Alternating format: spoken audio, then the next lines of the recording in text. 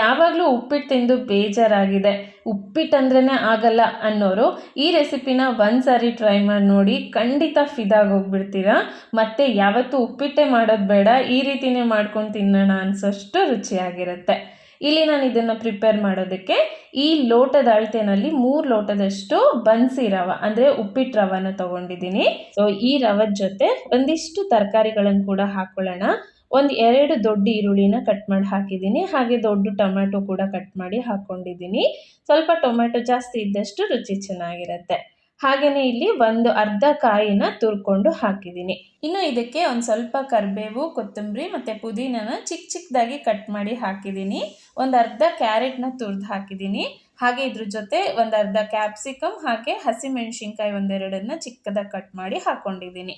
Next ಇದಕ್ಕೆ ಅರ್ಧ ಚಮಚ ಅರಿಶಿನ, 2 ಚಮಚ ಜೀರಿಗೆ ಹಾಗೆ ರುಚಿಗೆ ತಕ್ಕಷ್ಟು ಉಪ್ಪನ್ನ ಹಾಕಿ ಮೊದಲು ಇದನ್ನು ಚೆನ್ನಾಗಿ ಮಿಕ್ಸ್ ಮಾಡ್ಕೋಬೇಕು.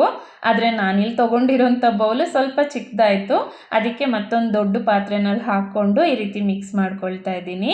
ಮೊದಲು ಈ ರೀತಿ ಮಿಕ್ಸ್ ಮಾಡಿದ ಮೇಲೆ ಸ್ವಲ್ಪ ಸ್ವಲ್ಪನೇ ನೀರು ಹಾಕ್ಕೊಳ್ತಾ ಇದನ್ನು ಮತ್ತೆ ಮಿಕ್ಸ್ ಮಾಡಬೇಕು.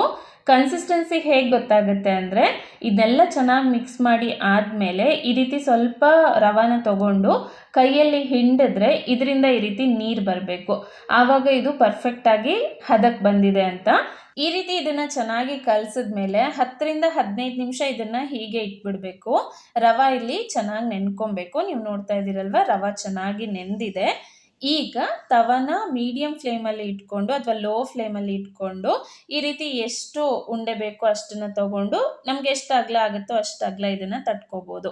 ಸೊ ತಟ್ಟುವಾಗ ಕೈ ಬಿಸಿ ಆಗುತ್ತೆ ಅಂತ ಸ್ವಲ್ಪ ಸ್ವಲ್ಪನೇ ತಣ್ಣೀರಲ್ಲಿ ಕೈನ ಅದ್ದಿ ಆಮೇಲೆ ಮತ್ತೆ ಇದನ್ನು ತಟ್ಕೊಂಡ್ರೆ ಈ ರೀತಿ ಚೆನ್ನಾಗಿ ನಮಗೆ ಎಷ್ಟು ಅಗಲ ಬೇಕೋ ಅಷ್ಟು ಅಗಲಕ್ಕೆ ಆರಾಮಾಗಿ ತಟ್ಕೋಬೋದು.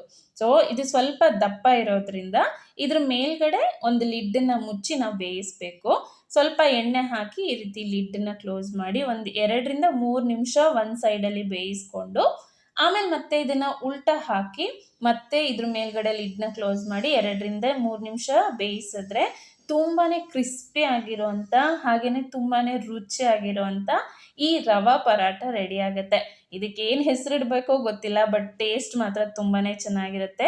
ನಾನಂತೂ ಸದ್ಯಕ್ಕೆ ಇದನ್ನು ರವಾ ಪರಾಟ ಅಂತ ಕರಿತಾ ಇದ್ದೀನಿ. ಸೊ ನಾನಿಲ್ಲಿ ನಿಮಗೆ ಇನ್ನೊಂದನ್ನು ಮಾಡಿ ತೋರಿಸ್ತಾ ಇದ್ದೀನಿ.